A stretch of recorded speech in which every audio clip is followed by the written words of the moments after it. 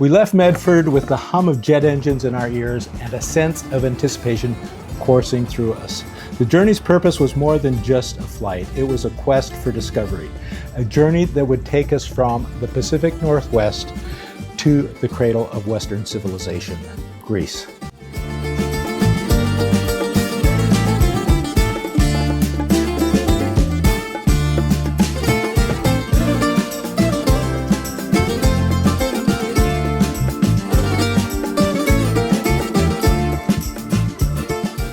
Our first leg was Medford to Salt Lake City, then to JFK. Spirits were high, fueled by the thrill of travel and the whispered rumor that our next flight might hold something extraordinary. And then came the news. While we were sitting in Medford waiting to board our flight to Salt Lake City, Amy checked our tickets and found that we had been upgraded to Delta One. This was for the long haul to Athens, a golden ticket, the kind of upgrade that transforms a trip into a legend.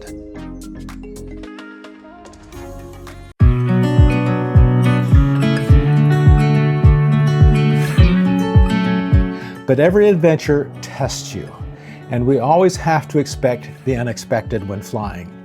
As we approached New York, thunderstorms closed the airport for 4 long hours. The sky was black and with intense lightning, so our plane diverted north to Detroit.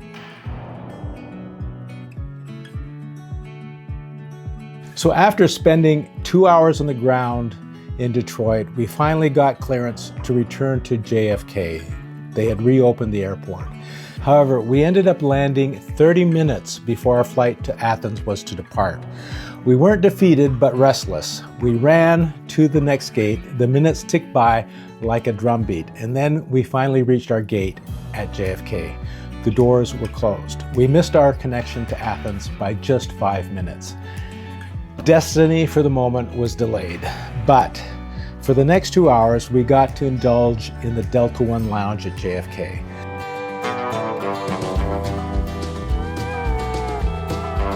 This was an amazing experience.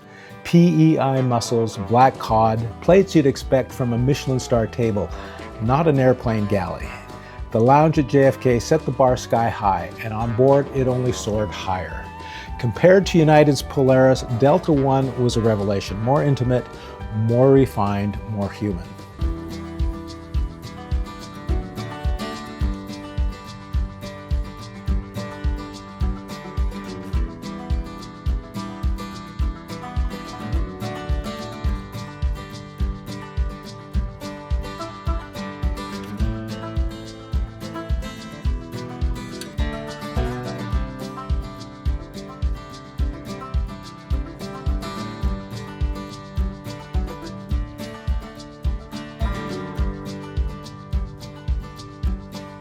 Our exile brought us to the TWA Hotel at JFK for the night, a time capsule of mid-century modern glamour.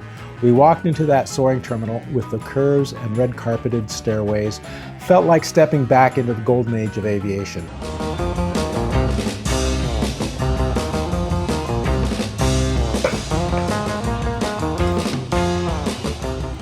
Our set pack became a reward. Rooftop pool overlooking the runways, cocktails in the retro lounge, and the kind of layover you brag about instead of curse.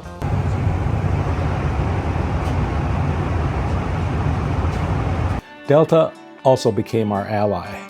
They found us seats on a morning flight to Boston, connecting seamlessly onward to Athens.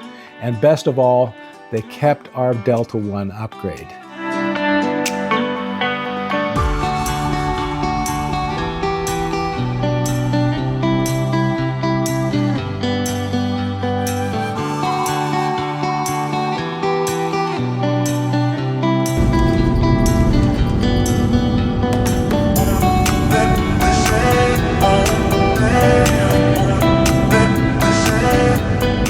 Settling into Delta One was like entering another world. Lie-flat seats stretched out into private sanctuaries.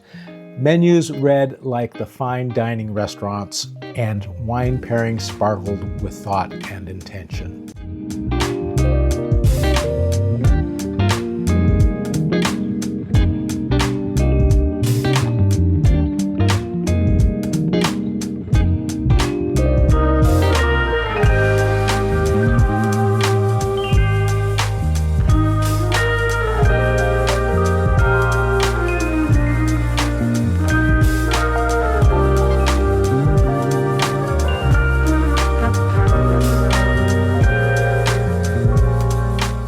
We slept in the sky, awoke refreshed, and touched down in Athens at 9 a.m. the following day. It was as if we'd been carried along on a silk carpet.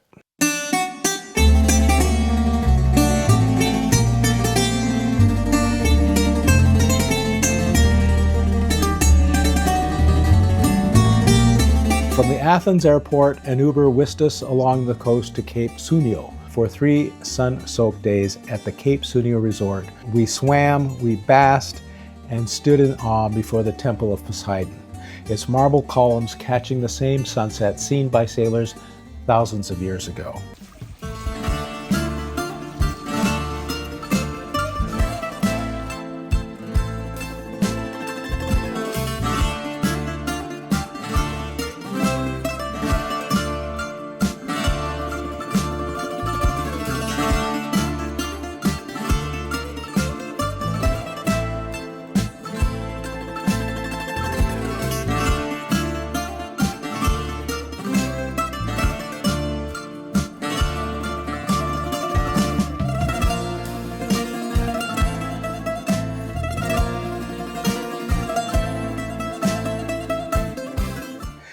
This was rest before the greater challenge, the sea.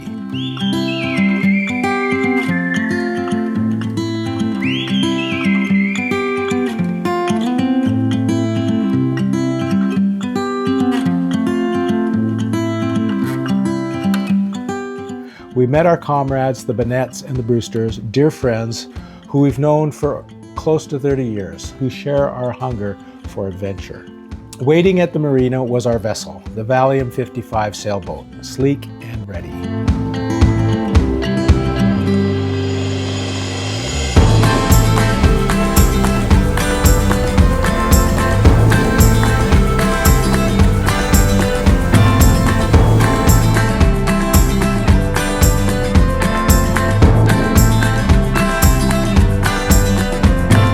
Our crew was a trinity of brilliance.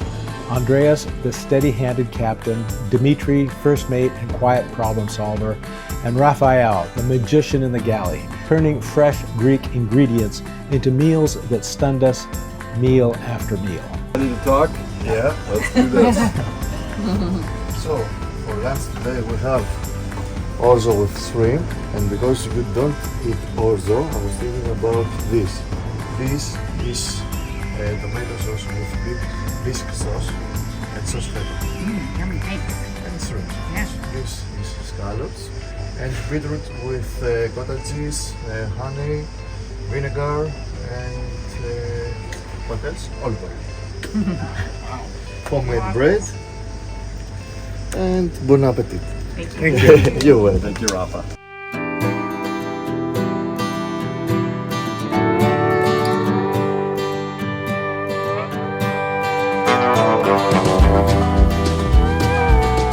Souvlaki chicken and souvlaki pork, French fries, pork belly, tzatziki, pita bread, Greek salad, eggplant, sausage, and more.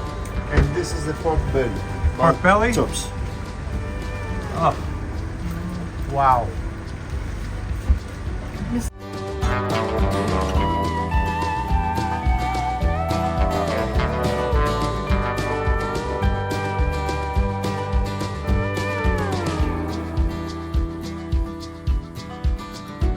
So, this is stuffed with feta cheese and honey, and this is chutney of tomato.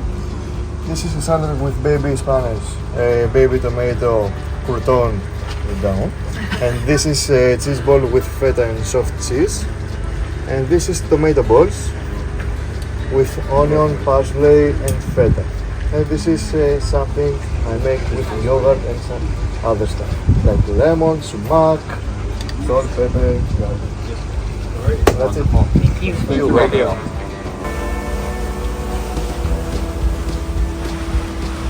Have you started the stew yet? Yeah. Can I peek? Well, Oh, it's in 4 there. hours. 4 hours left. Okay. Beautiful.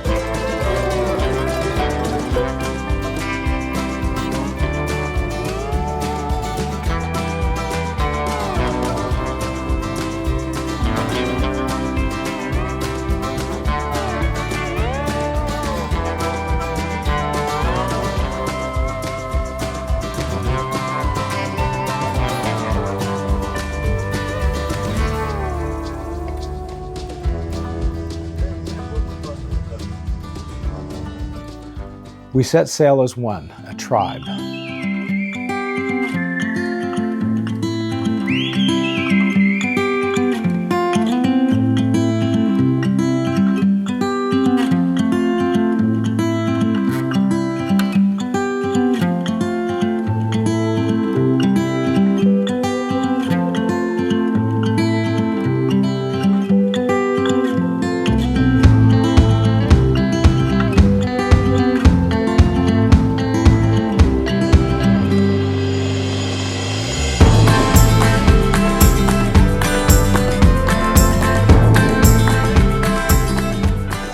Was our first port, a postcard of a Greek harbor with pastel houses tumbling towards the sea. Dolphins played at our bow, a reminder that we were in their waters now.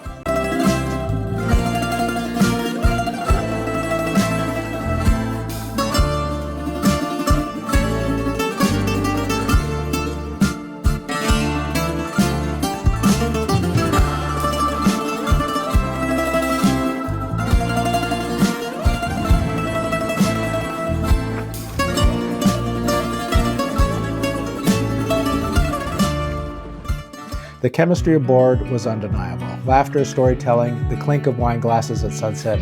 We were explorers, but also family.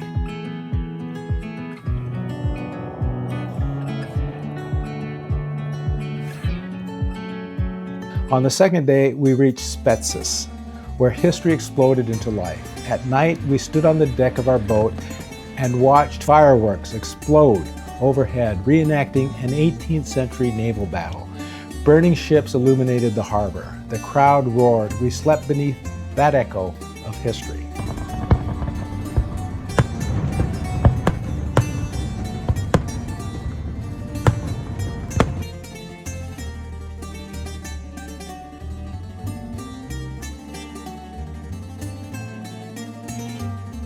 At Nafplio, we docked beside what must have been the world's largest private yacht, rumored to belong to a Saudi prince.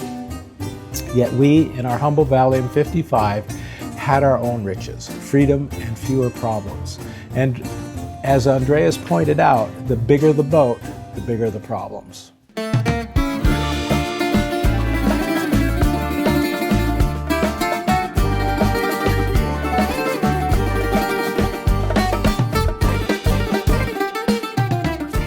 From there, we climbed the fortress above Nafplio and ventured inland to the ruins of Mycenae, where kings once ruled and legends like Agamemnon left their mark. Standing among those stones, the past whispered its stories.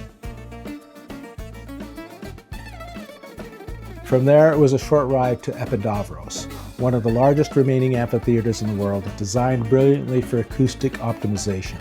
We sat and contemplated what it must have been like 2,000 years ago to sit and watch a Greek tragedy.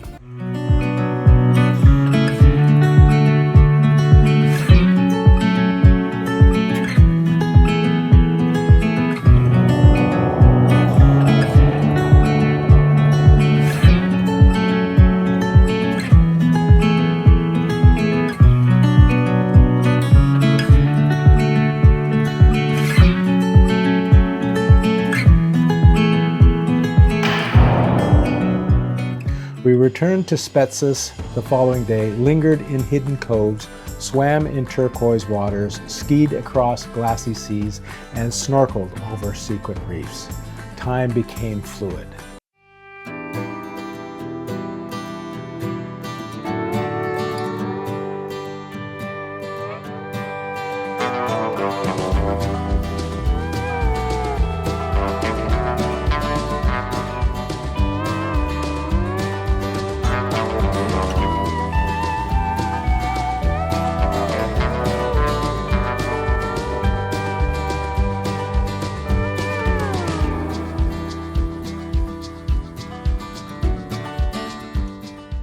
Then came Hydra, where donkeys still outnumbered cars, and narrow stone streets brim with cats and bougainvillea. We anchored in Phocos Cove, then wandered Hydra Town, sipping coffee where poets and painters once found their muse.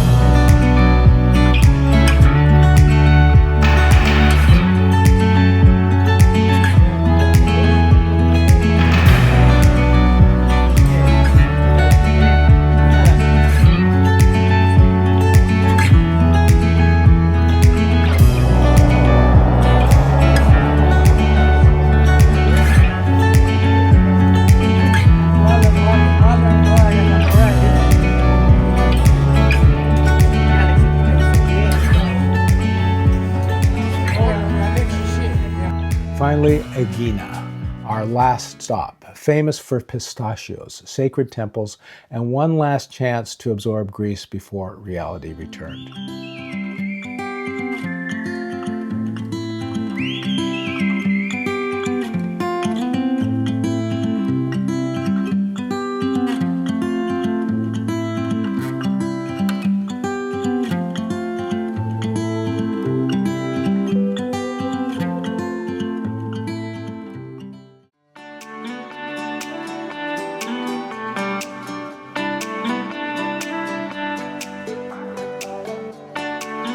Back in Athens, we said goodbye to the Valium 55, to our crew who had become like brothers, and to our friends who made this voyage more than travel. It was a shared Odyssey. Our return flight on Delta One was not just a trip home, it was the final act of indulgence, a reminder that even heroes deserve a soft landing. Yes, he's right, cabin for departure.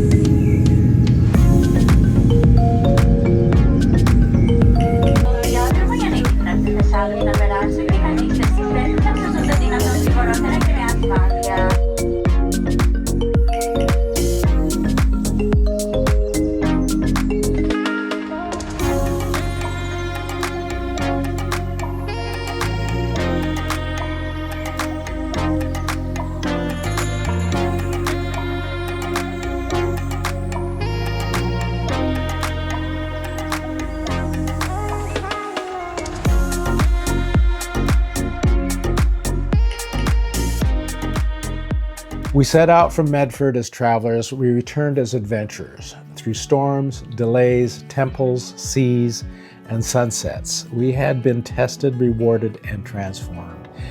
And this was just one chapter in our destination Delta journey. Thank you for watching, and we plan on visiting all 200 plus destinations that Delta travels to. Have a good flight.